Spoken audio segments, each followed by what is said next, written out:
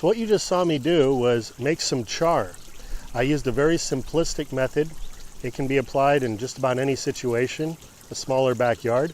I dug a pit, I threw in some biomass. In my case, what I used was some old slats from a whiskey barrel and some branches from trees, but you could use old wood scraps from a construction project that, as long as the wood's not chemically injected, it's not pressure treated, you can use that wood. You could use pine cones, you could use corn husks. So after digging my pit and adding in my biomass, I started a small fire, controlled fire, had the hose nearby, safety first always, and I allowed that fire to completely engulf. And once it started to die down, almost to the point where it was beginning to smolder, that's when I covered up the wood pile. I wanted to starve out the oxygen because that's the process that's required in order to make the char. So what I did is I put some corrugated metal on top and then surrounded that with dirt, sealed it in pretty good. You saw some smoke coming out. After about a couple hours, I lifted the lid and doused it with some water and put it out completely until it stopped smoking altogether, and allowed that to then sit overnight. Again, we watched over it carefully and made sure everything was okay.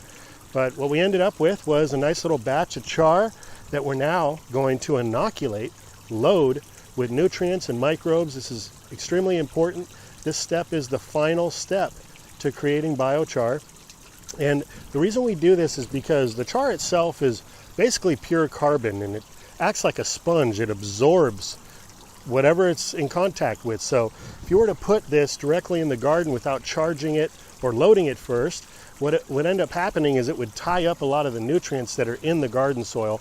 And we don't want to tie things up. We want to slowly release these nutrients into our garden in most cases. Now, if you're a couple years ahead of your gardening project and you're just working the land for the first time, you could spread this out, even till it in, add some other amendments, and over the course of a year or two, the biochar is going to incorporate into the soil and then start to create that fertilizer that we want in order to create an abundant garden. But generally speaking, you're going to want to load up your biochar before planting. But just as with the way that I created the char, very simple technique, digging a pit, I'm going to also bring down the inoculation to the most simplest form and show you how it can be done. So basically what we want to do is turn this into a habitat for nutrients and microbes. And so what I'm going to be doing is adding in some native soil from my garden, which has microbes in it. What's good about this technique is that we're helping to proliferate the microbes that are already present in the garden, rather than introducing a new source that may or may not help our garden to thrive. So I'm using about a 1-to-1 ratio in there with the char, maybe a little bit more soil. It really doesn't matter. There's not an exact science to this. You could add more soil, less soil. We're going to thoroughly mix that in.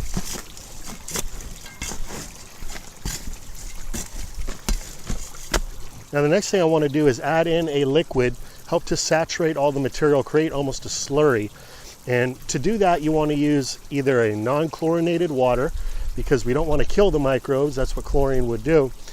So you can use a rainwater, or in my case, I'm going to be using some pond water, which not only works as the wetting agent, but it's loaded with nutrients like nitrogen, which is going to introduce even more nutrients into my biochar mix here. Now, if you don't have a pond, maybe you've got a fish aquarium, you can change out the water in your aquarium just the same, as long as you're not using antibiotics on the fish, because again, that's going to kill the microbes.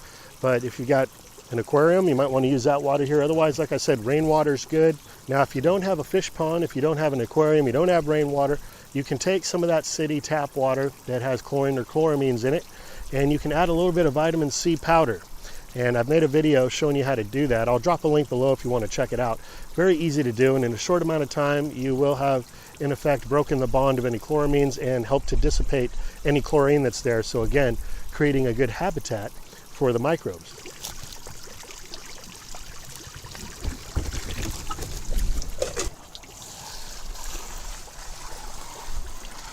So no need to oversaturate, you just want it nice and wet.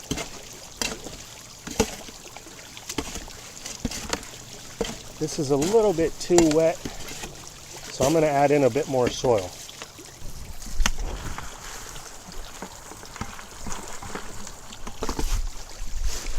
not quite a mud, but everything nice and damp and saturated. All right, so the next thing I'm going to do is to add in a little bit of liquid kelp. I'm going to add in about a half a cup here. And what this is mainly is a sugar source for the microbes.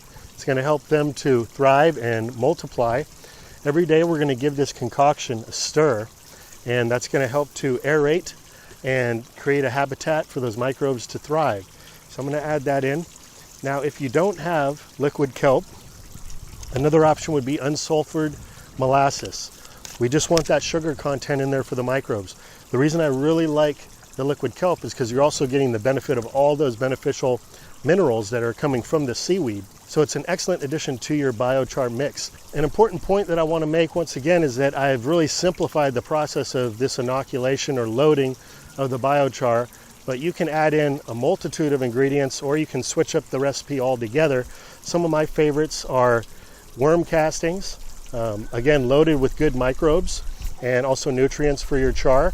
Or you can take castings and soil from your garden and make a compost tea, which is again loaded with the microbes. That's a really important part of this whole blend here, is not just the nutrients but those microbes. So rock dust minerals, fish emulsion, really some people would even use human urine is another high nitrogen with some ammonia content, which would be good for loading. That is, of course, as long as there's no pharmaceuticals in the urine that are not going to biodegrade. So if you've got clean urine, you're a healthy individual, then that could also be an option as well.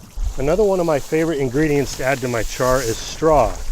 Not hay, but straw without the seed. And this is just going to help to balance out the moisture ratio. We're just going to work this in a little bit.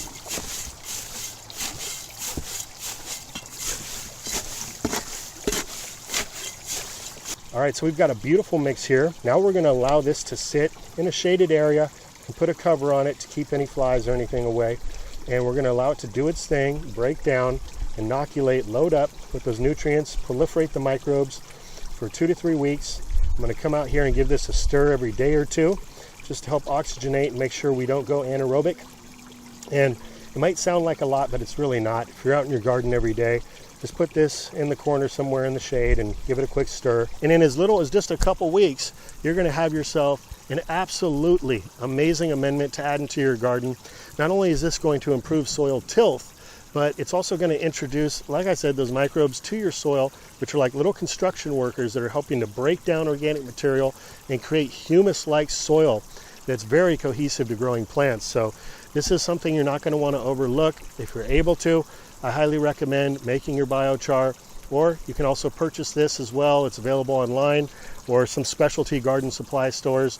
It can get quite pricey, but you can scale this up or down to fit your needs. Add a little bit of this into your pots. If you're doing a planting in a pot or a raised bed, you can use this as a top dressing, a mulch around some of your plants, then add a little bit more mulch on top just to keep it in place. And that will continually slow feed your plants. Char can stay present in the soil for 1,000+ years. What it helps to do is retain those nutrients in the soil. Even if you get heavy rains and your soils are getting flushed out and depleted, that biochar is going to really help hold things together and keep nutrients in there, make it habitable for things like mycelium to start running through your landscape, which is a whole nother topic, but very beneficial. And so with that, I hope you found this video helpful or entertaining in some way. If so, I sure would appreciate it if you smash that thumbs up and shoot us a comment below. Helps the channel to grow. I'll do my best. Any comments that come through in the first 48 hours, let's say, I'll do my best to get to all of those comments and answer your questions. If you've got anything specific to this video. Sometimes I do get a little bit behind on that, so I apologize, but I see all your comments. I appreciate each and every one of you taking time out of your day to view the content and to send me a note. So once again, have yourself a great rest of the day. Until next time, this is Dan from plantabundance.com. Take care. I'll be talking to you again soon.